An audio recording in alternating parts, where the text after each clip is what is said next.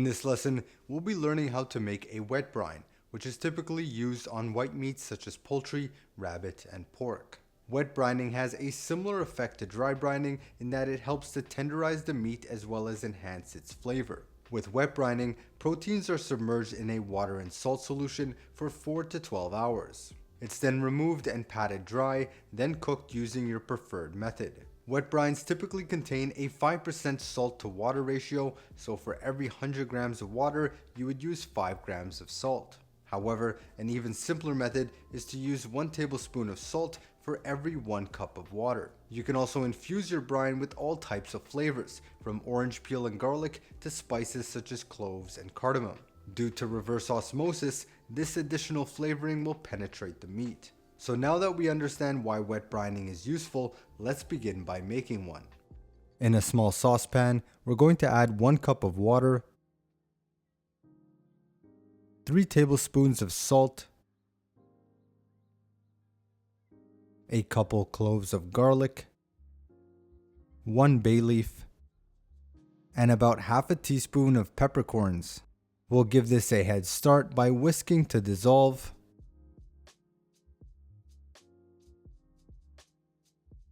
Then bring the temperature up where you begin to see steam, and we don't want this to boil.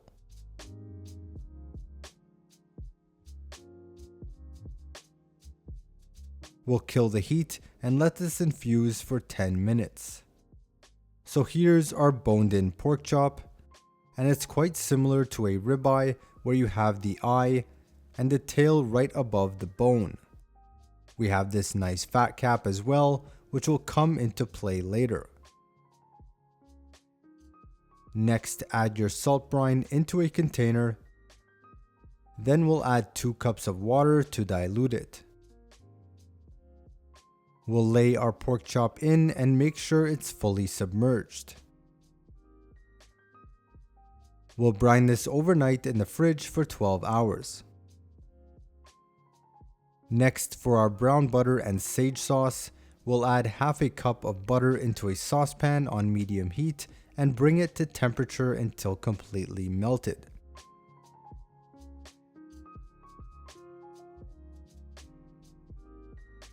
We'll then add our sage leaves into the butter and simply swirl this in until you see the color change from shades of yellow to a shade of brown. The constant movement of the pan ensures that the milk solids don't burn at the bottom. And this right here is the color we're looking for, a nice dark golden brown. We'll pour this onto a shallow tray and cool in the fridge until completely solidified. Next is our butternut squash puree. In a pan on medium-low, add a tablespoon of olive oil, followed by a sliced shallot and 2 cloves of roughly chopped garlic.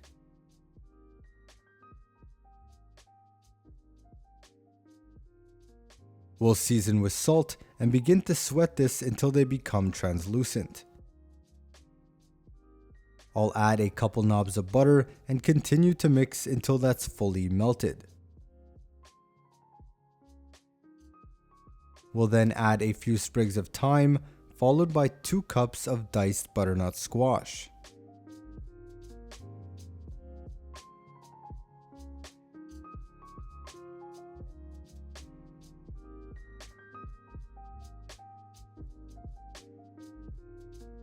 We'll season once again and make sure to coat this squash with the oil and butter.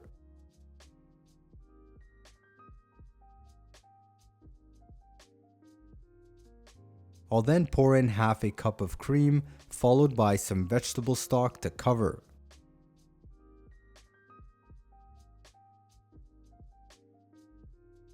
We'll bring this to a simmer and we'll reduce the cream and stock until they appear to be absorbed by the squash.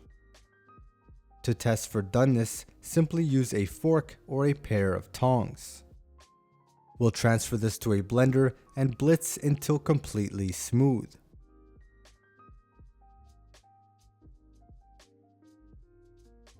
We'll add a squeeze of lemon juice to our puree, followed by a drop or 2 of white wine vinegar. We'll blitz again to incorporate. Then we'll pour into a strainer over a sauce pot.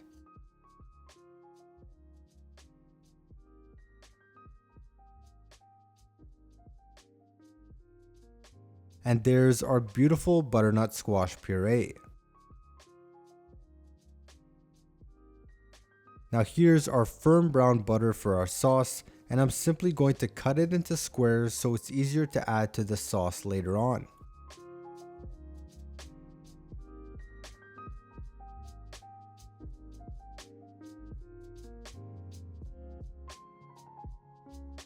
Our pork is done, so I'll remove it from the brine.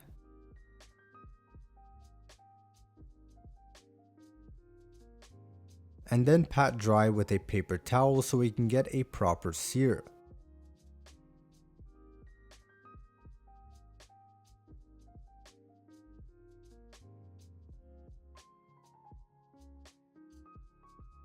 Now as for the fat cap, we'll need to make slits in a couple places so that it remains flat and doesn't buckle when we start searing.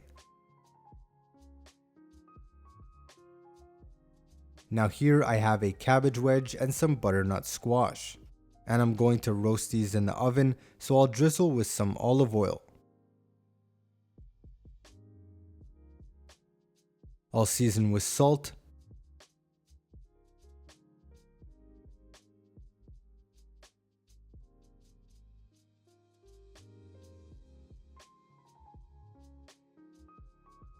and some freshly cracked pepper.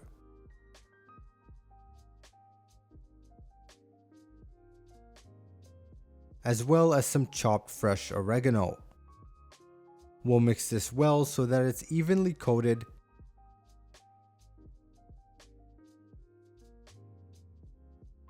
And I'll roast this at 400 degrees Fahrenheit until golden brown. In a large frying pan on high heat, we'll add a layer of olive oil. We'll lay the pork chop in and sear until a crust forms. Now if you go to flip it and it doesn't move, simply leave it be and try again in a minute or so.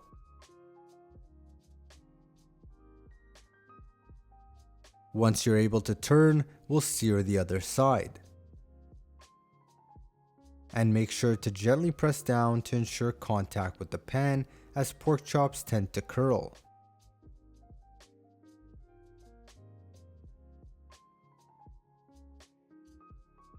I'll probe with a thermometer, and this is almost done, sitting at 135 degrees Fahrenheit.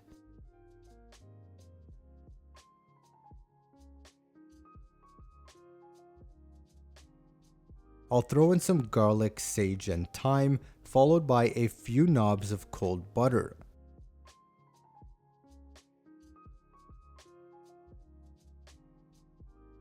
I'll then begin to baste for a couple minutes.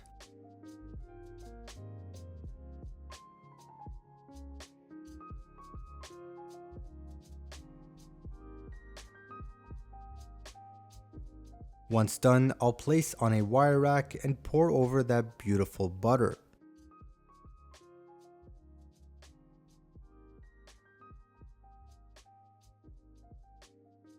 I'll deglaze the pan with some simmering chicken stock and then whisk to remove any of that fond. Then add in a tablespoon or so of heavy cream. And will simmer until reduced by about half.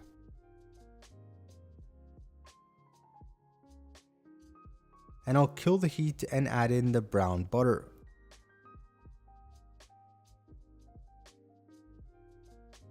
I'll mix that in using a whisk until it's nice and emulsified.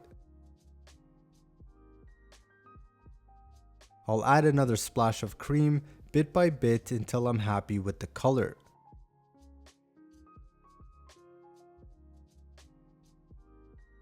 I'll taste,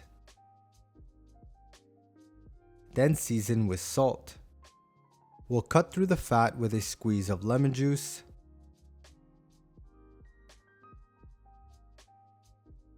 Then taste again, and this is perfect. In the center of a large white plate, we'll add some of the puree,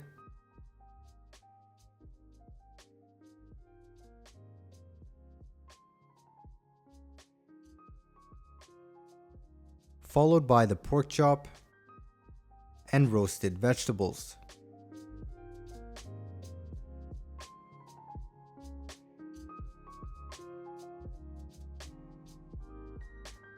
I'll then spoon over that brown butter and cream sauce.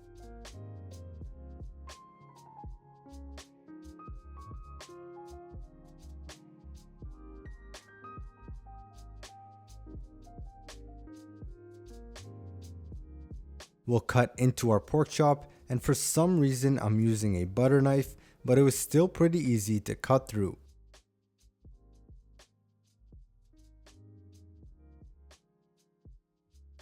And looking at that pork chop, it's extremely juicy and moist. The brown butter, sage, and butternut squash were a match made in heaven.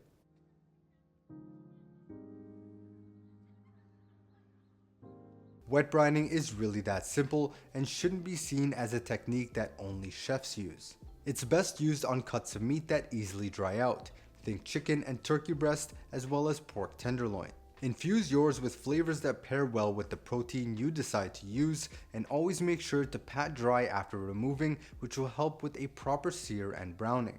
In the next lesson, we'll be learning how to braise a slab of pork belly as well as giving the skin that iconic crunch. I'll see you there.